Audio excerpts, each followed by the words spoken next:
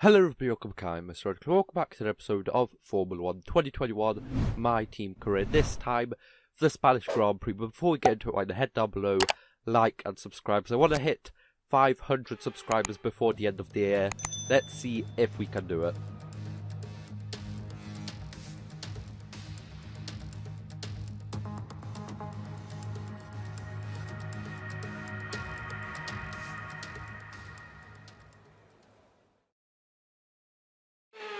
So here I am out for my flying lap around the circuit, Barcelona-Catalunya. I nearly said it the wrong way around. But yes, here we are out for episode 2 of my team career on Formula 1 2021. I had the week off, but I'm back at it, and we are going to be pushing out these Formula 1 videos every couple of days. Of course, Breaking Point and Formula 1 2021 my team career. So here we are in Spain. Definitely not one of my, it's probably like the top 5 worst circuits for me. I really don't like this circuit. It's okay-ish, but Sector 3 is just the worst. That you just lose so much time to the car in front because of the dirty air that you just can't overtake on the straight if you have an even slightly faster car. You need to have an extremely faster car, or the person in front of you has to mess up for you to be able to actually overtake him on the straight with DRS. But here we are, nearly a second gain. This is actually my second lap out of 3. My third lap, Gasly just tried overtaking me and just made me lose all time. So this is my fastest lap across the line. What is it going to be? We are going to gain nearly a full second, and it is only going to be enough for last place. So I think it was going to come sooner or later, but I guess it's better for it to come sooner, so we just kind of get out of the way.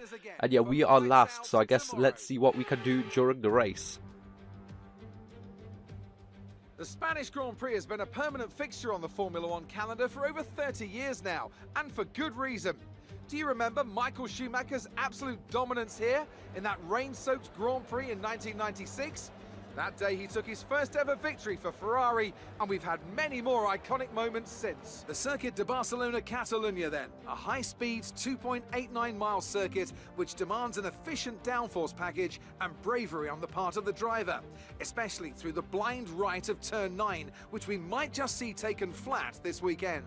Anthony Davidson joins me once again in the commentary box, and it's fantastic to have you with us here today, but I'm curious, as a man with experience out on the track, how do you stop those pre-race nerves from becoming overwhelming when you're lining up on the grid? But from the moment qualifying's over, you start to feel the adrenaline in your body build up and the buzz in your stomach as you anticipate the run down into turn 1. It's all a bit like going into battle, and the unknown situation makes you nervous. Those pre-race nerves are a good thing. The day you don't have them means that you don't care anymore. And of course, you have to make sure that all the procedures are second nature to you, so that they're not taking up too much of your capacity. Off the back of a fantastic qualifying session, it's time to see how our starting grid looks for today's race. Lewis Hamilton lines up on pole position, and it's Valtteri Bottas that completes the front row.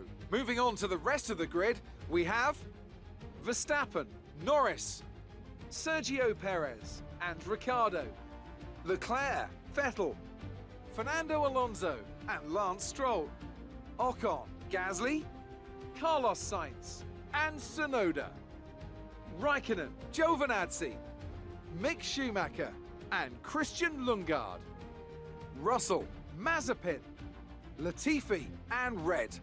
It's almost time for those 5 red lights to go out. Then let's see who can prevail today. So here we are lined up at the back of the grid, started on mediums like a lot of people are, and that's actually fun. That's why I really wanted to do the 50% race instead of the 25, because it's actually a 2-stop most of the times, and if not the 1-stop, well, your tyres at the end of the kind of like before you go in onto the next tyres are really, well, you're just a lot slower than you would be on a 1-stop, and people actually start on mediums a lot more on a 50% race, because on a 25% race we only had someone start on mediums and like finish on softs a couple of times. So most of them were probably me, but here we are in the first couple of corners, already up to P18. getting past Russell, Lundgaard and Bridgehorse, Mazepin and Latifi as well. And onto this turn over here, we get past Schumacher as well. And I was feeling quite good at this point, like, wow, overtaking so many cars so quickly. As we move on to lap 3 over here, DRS of course activated, and we are behind Giovinazzi and catching them up slowly but surely. Of course, in the Alfa Romeo, I'm pretty sure we are just slightly faster than them in terms of kind of like the graph that you get in the game. I think we're just slightly better than them apparently by, I think it's like 50 points or something, so we should just be faster than them. But of course in Sector 3 lose time to the car in front, and even with DRS over here you can see that we're just falling back out of the last turn. Now lap 7 over here, Max and Bottas actually pit, so well, we don't need to let Max pass, but he's going to let himself pass, as well he has a way faster car than us. And as you can see, Bottas over here past that right-hander that should be flat out. I can't do that flat out in this car. We're going to probably need to wait at least 2 seasons, if not even 3, in order for that to be flat out for us. As lap 8 more people pit, and we actually go up to P11, but of course we haven't pitted yet, so we are going to lose those points, those places eventually. So as you can see over here, right-hander where Daniel Kvyat overtook, I can't really remember who he overtook, but I'm pretty sure both in 2019 and 2020 he overtook someone there, as we get overtaken by Perez over there. And on the straight we are actually getting passed by Schumacher and Daniel Ricciardo, as we got a really bad launch out of the final corner. Those curbs over there, especially on this game, you just lose so much time when you hit them. But into this right-hander again, where we got overtaken by Perez before we tried to overtake Schumacher. We nearly, we touched wheels over there, but luckily we're not out of the race, and I kind of pushed Schumacher out over there to maintain my spot over here. Now on to lap 11 over here, actually Lewis Hamilton pits. He's having a really bad start to the season. Of course this is only the second race, but in the first one I'm pretty sure he was third or something, or even like out of the podium, I'm not too sure. Now I think it was a double Mercedes podium, but I'm pretty sure he was third. And as you can see, it's not going to be a good race for him this time as well, as Vettel goes around the outside of us, and I'm just going to let these cars pass because I'm just way slower. I'm just going to lose time trying to keep these guys behind me, so I might as well just let them pass if it's not going to make me lose time, because defending is going to make me lose a lot more time than just letting them pass like on the straight or something. So over here, as you can see, I actually go off throttle a little bit, I'm pretty sure just before the end. There we go. And I just let Tsunoda pass because we are just going to lose so much time. Now my pit, I was meant to pit on lap 15 for the hard tyres, but it was meant to rain during the second part of the race, and I really just wanted to make that one pit stop from the mediums over to the intermediates. But as you can see, we are just losing so much time to everyone. Everyone's just going past us like we are just a Formula 2 car. As you can see on this straight, it's going to be really evident as Hamilton gets past us, Alonso gets past us, Sainz is going to get past us as well.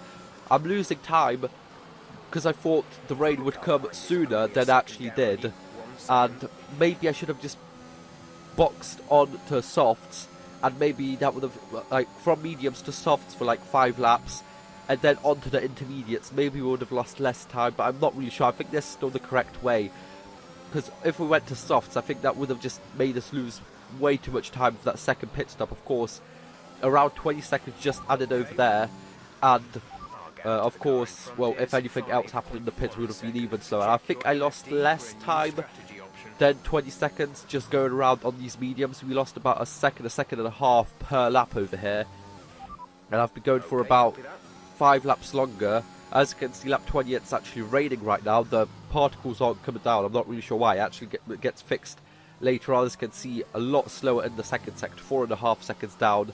And I'm really just watching out on these medium tyres because, well, they're really worn out, and, well, yeah, they're really worn out and it's raining. So as we come into the pit lane, activate the pit limiter because I don't want to get a penalty. And as you can see, lots of people pitting over here. Some people actually stayed out for longer. Giovinazzi stays out on the hard tyres, but I think staying on the mediums was the best shot at gaining time towards all cars around us. because, well, I maybe lost 10 seconds staying out on the medium tyres compared to if I would have come in for the softs.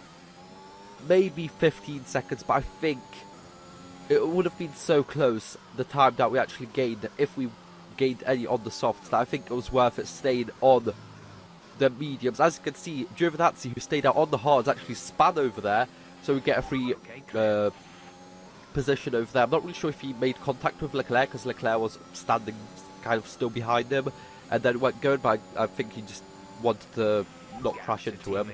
So here we are, lap 28 out of 33 in P15. Leclerc has just gone off, shot off so far in front of us. As you can see, lap 31, we're going to be overtaken, we're going to be lapped for the first time this season. I guess this is only round 2, but yeah, it does suck. So we're going to let Bottas past, who's actually fighting for his second victory this season. So he's going to make it 2 for 2, at least try to, as Max Verstappen is a couple seconds down the road on him. And as you can see, on later on lap 31, we need to let Max Verstappen pass because we're getting blue flags. But yeah, in the kind of couple laps that Leclerc kind of had to stop to kind of let Giovinazzi kind of, well, not crash into him, and well, a couple laps later, we lost like 15 seconds to him. We definitely don't have the pace for any points this season. And I'm not really sure what happens here. I think Kimi Räikkönen actually runs out of fuel and he just kind of backs out. But I guess across the line in P15, it could have been better, maybe slightly, but I don't think it would have really made any difference, like going on the softs or anything like that. I think P15 was the best shot over here, and we get driver of the day, as I guess for a little compensation for this race weekend. So Mercedes have won it, and what a great race it was. Anthony Davidson, what helped them deliver this result, do you think? It's a heroic effort for any driver to race in conditions like these, and seeing them fight their way to the front was very special indeed. They were able to find all the grip, all the good lines, and have the confidence to get on the power to top it all off. That's what pushed them into first place here today.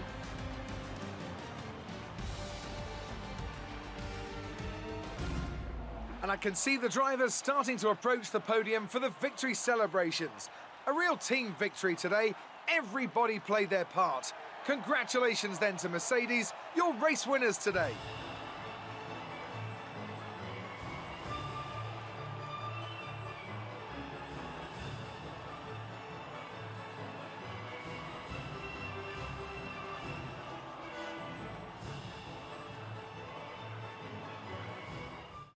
So there we go, P15 could have been better, could have been, well, it could have been a lot worse. I don't think it could have been better, to be honest. Bottas takes P1, second time in a row with Max Verstappen in P2, and Lando Norris actually in P3. As you can see, Lewis Hamilton actually dropped down from pole position to P8. I'm not really sure what happened to him. He does have the fastest lap, but I'm not really sure. He must have had some contact or something I couldn't really see. In the driver's standings, we dropped down, of course, because we didn't get any points this race. We dropped down to P11, and in the constructor standings we dropped down to Aston Martin, who had a really good race for them, but we still stay in P6 because a lot of teams behind us still haven't earned any points. But I guess we're gonna see after the first maybe like 10 races where we actually fighting for in the drivers and in the constructors, once like Alpine, Ferrari, but mostly them to start earning points, because I think those teams can definitely earn a lot more points than, well, in the first 2 races, which is 0. But now, for now, that is going to be it. So hope you guys enjoyed. Like, share, subscribe. I'll see you guys next time. Bye bye.